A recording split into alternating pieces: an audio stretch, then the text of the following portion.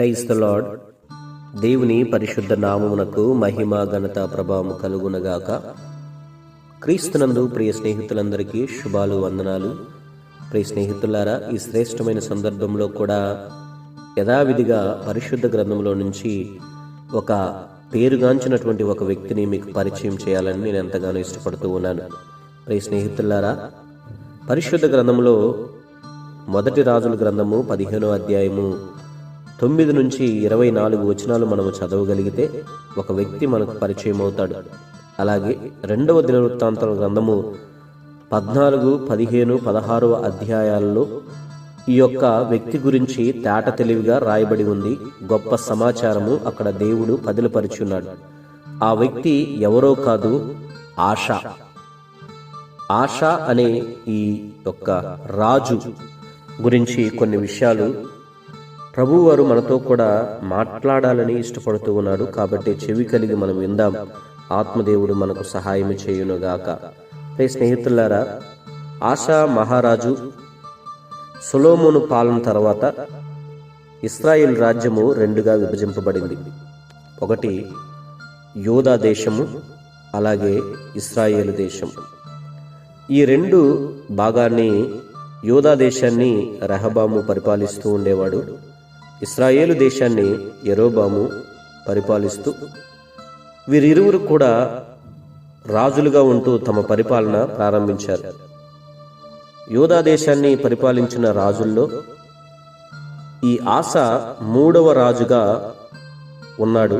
ఈయన మొదటి రాజు రెహబాము యొక్క మనవడు, 2వ రాజు అబియాకు కుమారుడు. ఈ ఆసా గురించి అందరికీ పెద్దగా పరిచయం ఉండకపోవచ్చు, కానీ యూదా దేశాన్ని పాలించిన అతి కొద్ది మంది గొప్ప రాజుల్లో ఇతను కూడా ఒకడు.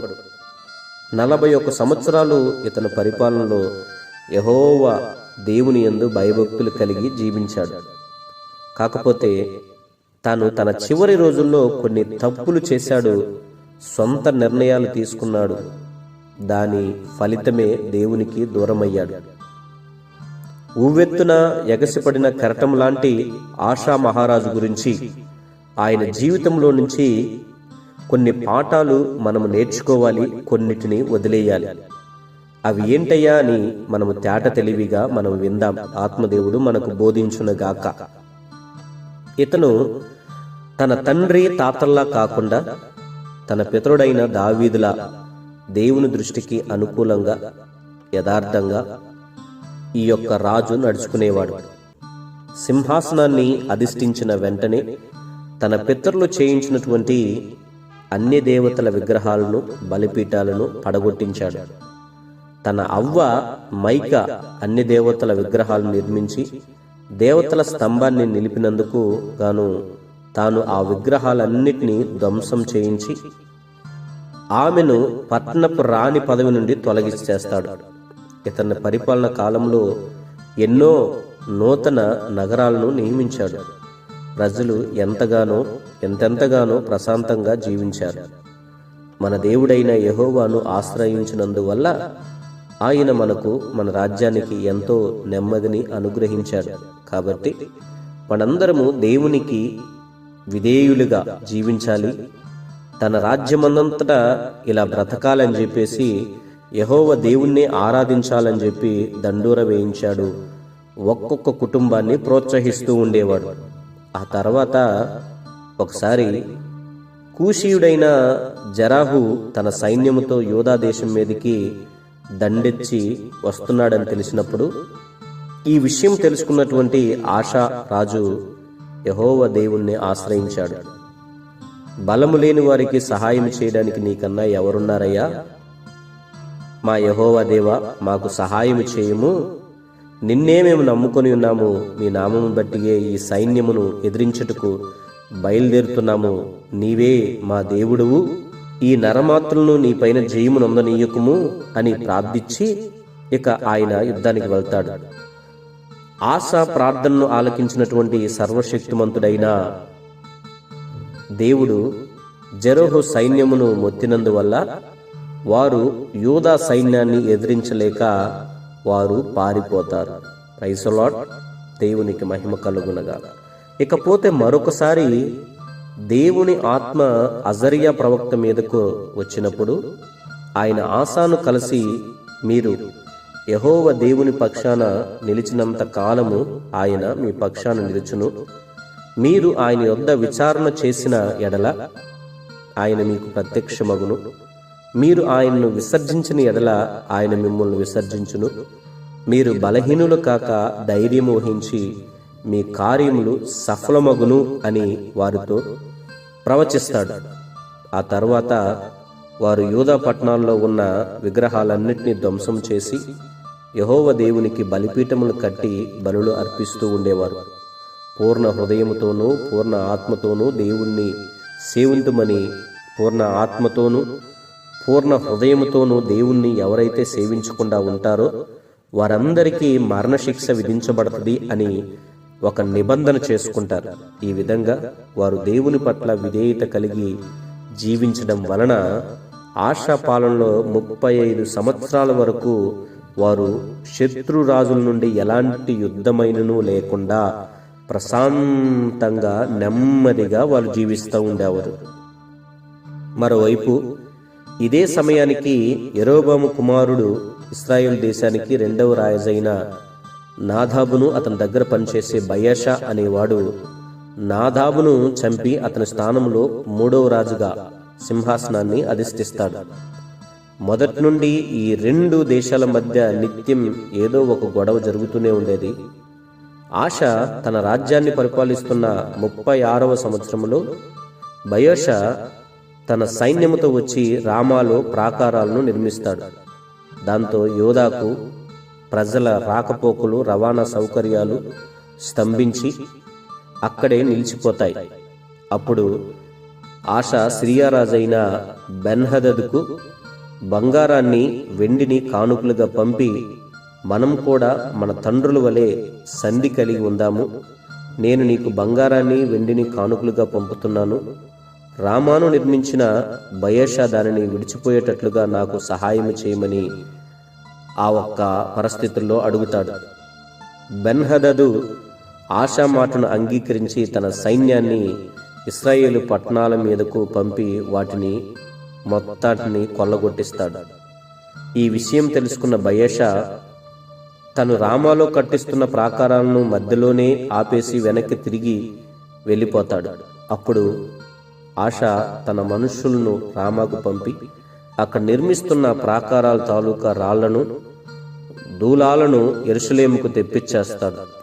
వాటితో కెబను, మిస్బా నగరాలను వారు సురక్షితంగా చేసుకుంటారు. ఆ తరువాత దీర్ఘదర్శి అయిన హనానీ ఆశారాజు దగ్గరకు వచ్చి, నీవు నీ దేవుడైన యెహోవాను నమ్ముకొనక సిరియా రాజైన బెన్హదును ఆశ్రయించావు. ఆనాడు జరహు గొప్ప సైన్యముతో నీ మీదకు దండెత్తి వచ్చినప్పుడు నీవు ఏమాత్రము భయపడక దేవుణ్ణి ఆశ్రయించి గొప్ప విజయాన్ని సాధించావు. తన ఎడల యథార్థ హృదయం కలిగిన వారిని బలపరచడానికి దేవుని కనుదృష్టి లోకమంతటా సంచారం చేస్తూ ఉంది. ఈ విషయంలో నీవు మతి తప్పి ప్రవర్తించావు కాబట్టి ఇక మీదట నీకు యుద్ధములే కలుగును అని ఆశాతో చెప్తాడు. ఆ మాటలకు ఆశ కోపముతో హనానిని బంధించి చెరసాలలో వేయిస్తాడు. ప్రియ స్నేహితులారా, వింటున్నారా? ఆశా జీవితంలో మలుపు ఎక్కడ కలుగుతుందో చూడండి.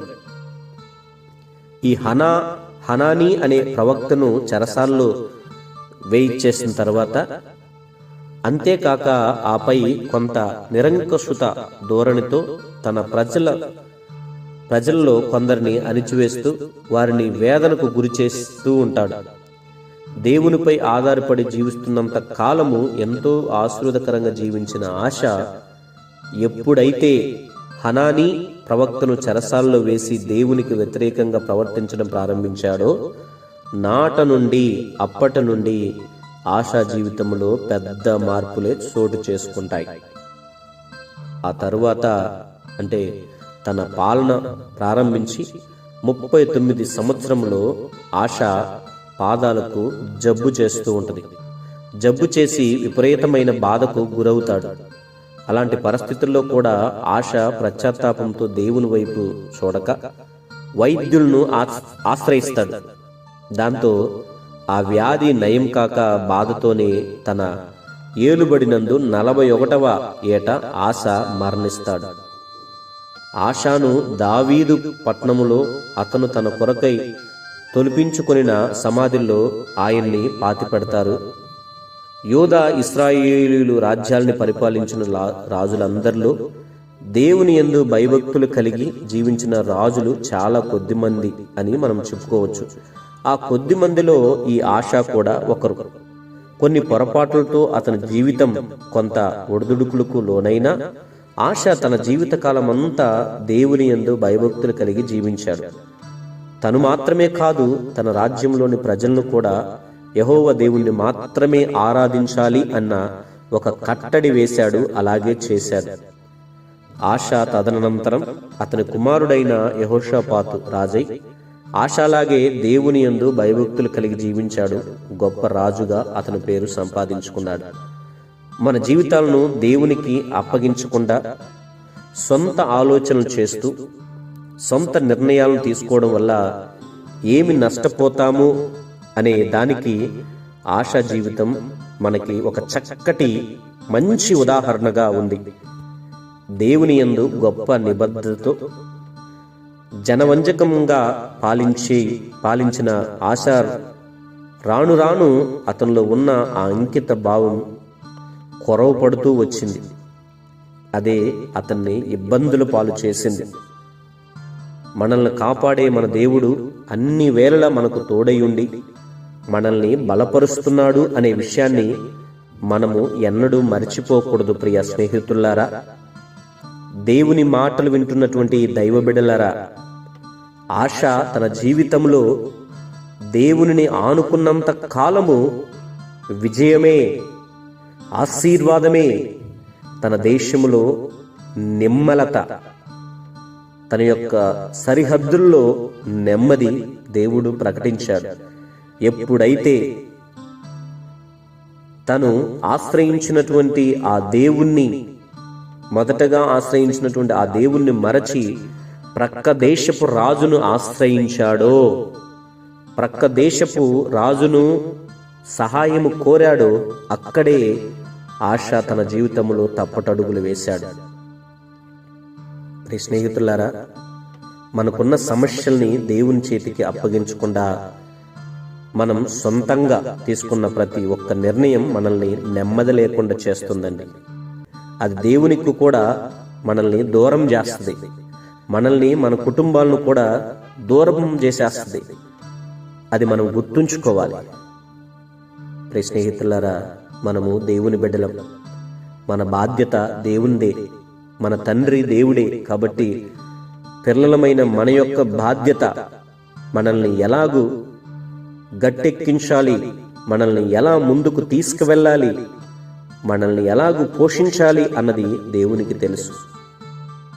మన జీవితాలను దేవుని చిత్తానికి అప్పగించుకొని ఆయన్ని ఆశ్రయించి మనము ఆయన్ని మాత్రమే ఆనుకొని జీవించగలిగితే దేవుడు సదా మనకు తోడయ్యుండి నడిపిస్తూ నెమ్మది కలిగి జీవితాన్ని మనందరికీ దయచేస్తాడు. కానీ మనము మన జీవితంలో చేసే పొరపాటు ఏంటో తెలుసా? మొదట కష్టం వచ్చినప్పుడు దేవుణ్ణి ఆశ్రయిస్తాం, ఒక ఆశా రాజు వలె. కానీ పోను పోను మన జీవితాల్లో ఏమవుద్దనంటే, ఎందుకో తెలియదు, అప్పుడు సహాయం చేసినటువంటి ఆ దేవుడు ఇప్పుడు సహాయం చేస్తాడనే ఆ నమ్మకం కోల్పోయి మనుషులపైకి వెళ్ళిపోతూ ఉంటుంది. మన యొక్క ఆలోచన, మన యొక్క దృష్టి మనుషుల వైపు వెళ్తుంది. ఎవరు ధనికులుగా ఉన్నారు, ఎవరు పలుకుబడి కలిగి ఉన్నారు, ఎవరు సహాయం మనం కోరితే మనము గట్టు పైకి వెళ్ళగలము అన్నది అప్పుడు ఆలోచన చేస్తాం. అక్కడే మనం చేసేది తప్పు. మొదటగా నిన్ను విడిపించింది, పైకి తీసుకువచ్చింది, ఆ సమస్యలో నుంచి బయటికి తీసుకువచ్చింది, అప్పుల బారిలో నుంచి బయటికి తీసుకువచ్చింది, నీ సమస్యలన్నిటిని కొట్టి పడవేసి పైకి తీసుకొచ్చింది నీవు నమ్ముకున్న యేసయ్యే కదా. మరి ఆ యేసయ్యని ఈనాడు నువ్వు మర్చిపోతున్నావు. ప్రియ స్నేహితులారా, దేవుని మాటలు వింటున్నటువంటి ప్రియ తమ్ముడు, చెల్లి, ప్రియ అక్క, స్నేహితురాల, ఆశ మొదట దేవుణ్ణి ఆశ్రయించాడు. గొప్ప ఆశీర్వాదం. మొదట దేవుని యొక్క ఆయన పైన మాత్రమే ఆనుకున్నాడు. ఆయన యొక్క ఆశీర్వాదం నాకు కావాలి అని చెప్పి దేవుని దగ్గర గోజారాడు. సమస్తము ఆయన ఆశించిన రీతిగానే సమస్తము జరిగాయి. కానీ ఎందుకో రాను రాను రాను రాను ఆశ జీవితంలో తన యొక్క దృష్టి మనుష్యులపైకి వెళ్ళింది. బలము కలిగిన మనుషుల వైపు. ఇప్పుడు సహాయము బలము కలిగిన రాజు దగ్గర నుంచి తీసుకుందామని ఆయన అనుకొని అక్కడే దేవునికి వ్యతిరేకమైన కార్యము చేశాడు. కాబట్టి జబ్బుతో తన జీవితకాలం అంతా ఆయన వేదన పడి మరణించాడు. దేవుని బిడ్డలారా, నీకు ఎలాంటి సమస్యలు ఉన్నా, ఎలాంటి ఇబ్బందులు ఉన్నా, ఎలాంటి హృదయపు మదన వేదనలు ఉన్నా, ఇప్పుడే ప్రభువారు నీతో కూడా మాట్లాడుతున్నారు. మనం ఆశ్రయిస్తున్నటువంటి ఆ ఒక్క ఆశ్రయుడు యేసుక్రీస్తు వారికి నువ్వు చెప్పుకోగలిగితే నిశ్చయముగా ప్రభువు నీ యొక్క బాధలను తొలగించి, నీ యొక్క వేదన తొలగించి, నా ప్రభువు నెమ్మదిని నీకు అనుగ్రహిస్తాడు. ఆశీర్వాద పదములు నిన్ను నడిపిస్తాడు. Praise the Lord. అట్టి దేవుని కృపా కనికరములు మన యావన మంది పొందుకొని మన కుటుంబాలతో కూడా ఆ దేవుడు మనతో కూడా ఉండి నడిపించులాగున ప్రార్థన చేస్తూ ముందుకు సాగుదాం. అలాంటి కృపా దేవుడు దయచేయునుగాక. ఆమేన్, ఆమేన్.